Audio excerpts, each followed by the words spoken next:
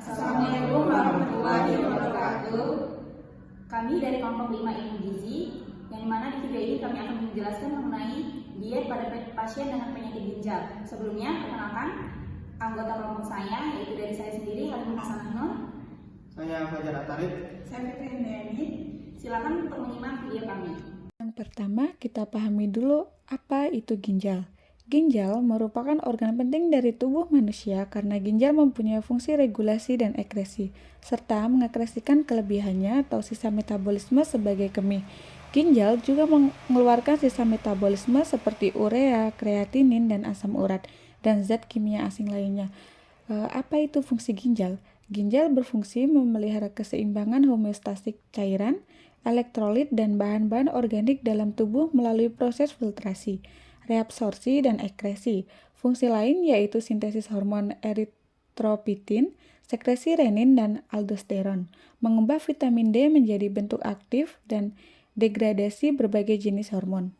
Lalu selanjutnya kita masuk ke pengertian gagal ginjal. Gagal ginjal adalah kondisi di mana ginjal tidak dapat berfungsi dengan baik untuk menyaring zat sisa dari darah. Gagal ginjal dapat bersifat sementara atau kronis tergantung pada penyebab dan lamanya kerusakan ginjal.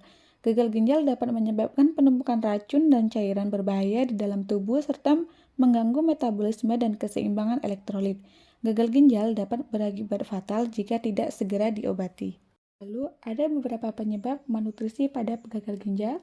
Yang pertama ada intake makanan yang kurang, lalu penurunan intake protein dan kalori, pengaturan diet yang terlalu ketat pada pasien gagal ginjal, meningkatnya kehilangan zat gizi, lalu yang terakhir ada aktivitas bakteri pada usus dan meningkatnya katabolisme tubuh.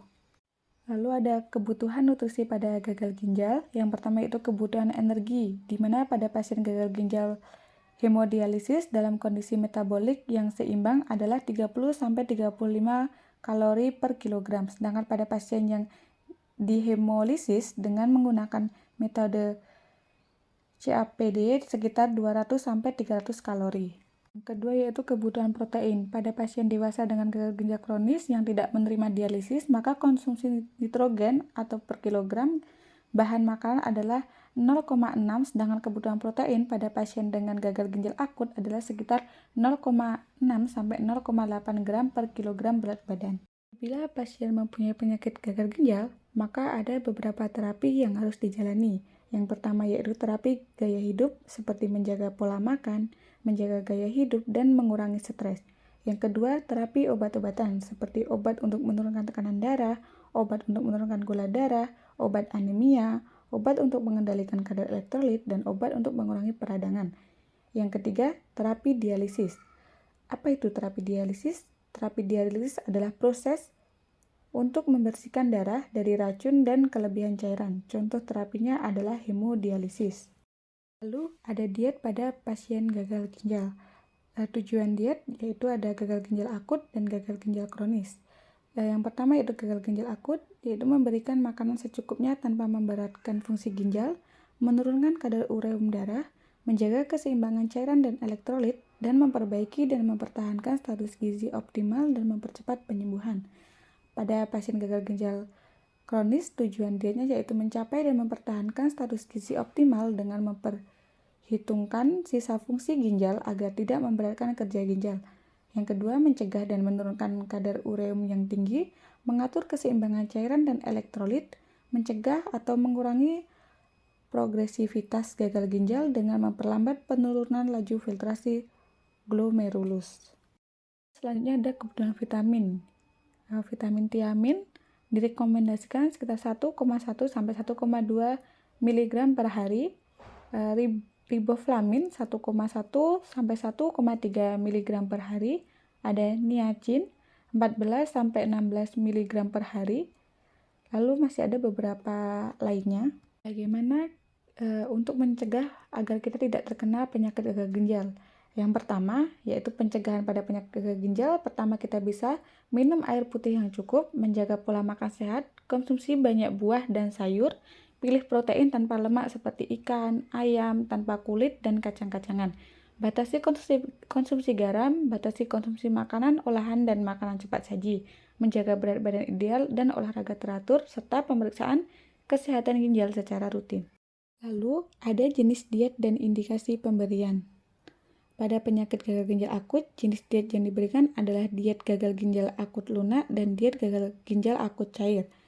Yang kedua yaitu pada gagal ginjal kronis, ada 3 jenis diet yang diberikan menurut berat badan pasien, yaitu diet protein rendah 1, 30 gram protein diberikan pada pasien dengan berat badan 50 kg, diet protein rendah 35 gram protein diberikan pada pasien dengan berat badan 60 kg, lalu diet protein rendah 40 gram protein diberikan pada pasien dengan berat badan 65 kg. Lalu pada gagal ginjal dengan dialisis, diet pada dialisis bergantung pada frekuensi dialisis, sisa fungsi ginjal, dan ukuran badan pasien.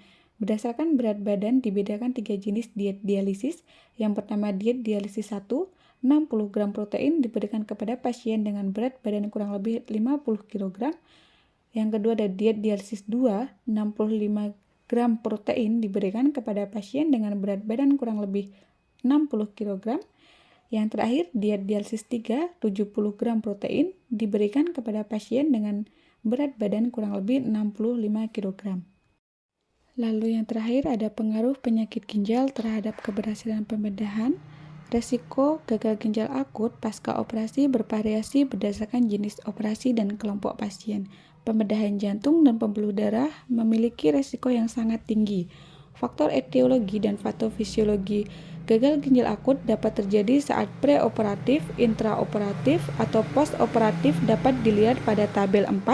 Terdapat beberapa faktor risiko terjadinya gagal ginjal akut pada pasien pembedahan mayor abdominal seperti usia yang lebih tua, diabetes mellitus, hipertensi, PKV, jenis operasi, durasi lama operasi, penggunaan obat vasoaktif, dan transfusi eritrosit intraoperatif. Lalu selanjutnya ada bahan makanan yang dianjurkan dan bahan makanan yang tidak dianjurkan untuk penyakit gagal ginjal. Yang pertama yaitu ada bahan makanan yang dianjurkan seperti sumber karbohidrat.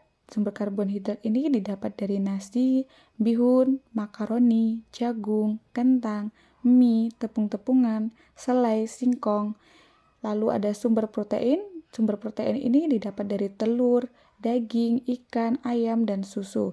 Lalu yang ketiga ada sumber lemak seperti minyak jagung, minyak kacang tanah, minyak kelapa sawit, minyak kedelai, margarin, dan mentega rendah garam. Yang keempat ada sumber vitamin dan mineral, semua sayuran dan buah kecuali pada pasien dengan hiperkalemia dianjurkan yang mengandung kalium rendah atau sedang. Lalu ada bahan makanan yang tidak dianjurkan untuk pasien penyakit gagal ginjal. Yang pertama ada sumber protein seperti kacang-kacangan dan hasil olahannya seperti tempe dan tahu. Lalu yang kedua ada sumber lemak, didapat dari kelapa, santan, minyak kelapa, mentega biasa, dan lemak hewan. Lalu yang ketiga ada sumber vitamin dan mineral, sayuran dan buah yang tinggi kalium pada pasien dengan hiperkalemia. Dapat dilihat pada tabel 4 yaitu tentang etiologi dan patofisiologi gagal ginjal akut preoperatif. Yang pertama itu fase preoperatif, itu berkurangnya fungsi ginjal, gangguan renovaskuler, azomia prerenal, diakibatkan oleh diuretik, puasa, fungsi ventrikel kiri, jantung menurun, obat hipertensi ACE atau ARB, nefrotoksin, menyebabkan kontras radiologi, obat-obatan lain, dan inflamasi. Lalu yang selanjutnya ada fase intraoperatif, yaitu berkurangnya fungsi ginjal, disebabkan oleh hipotensi, melemahnya denyut nadi, obat-obat vasoaktif, dan efek anestesi. Terjadi emboli paru, lalu nefrotoksin, dan inflamasi. Selanjutnya ada fase postoperatif, yaitu ada inflamasi sistemik, menurunnya fungsi ventrikel kiri, obat vasoaktif, gangguan hemodinamik, nefrotoksin, dehidrasi, dan sepsis. Lalu pada tabel 5 ini ada faktor risiko gagal ginjal akut setelah pembedahan mayor abdominal. Ada faktor terkait pasien, yaitu jenis kelamin laki-laki, usia lanjut, indeks massa tubuh IMT tinggi, PGK, hipertensi, PKF, dan diabetes mellitus, penyakit paru obstruksi kronik, lalu kanker metastase, hipoalbuminemia, penggunaan ACE atau ARB, skor MERT, dan RCRI tinggi. Lalu yang ada faktor terkait prosedur yaitu penggunaan kontras intravena, penggunaan diuretik dan vasopresor, prosedur invasif, instabilitas hemodinamik intraoperatif, transfusi darah intraoperatif, lalu infus koloid dalam jumlah banyak, yang terakhir ada anestesi epidural pada reseksi liver. Cara diet untuk pasien gagal ginjal akut, yang pertama energi cukup untuk mencegah katabolisme yaitu 25-35 kg kalori per kilogram berat badan. Protein disesuaikan dengan katabolisme protein yaitu 0,6-0,5 gram per kilogram berat badan. Lemak sedang yaitu 20-30% dari kebutuhan energi total. Lalu karbohidrat sebanyak sisa kebutuhan energi setelah dikurangi jumlah energi yang diperoleh dari protein dan lemak.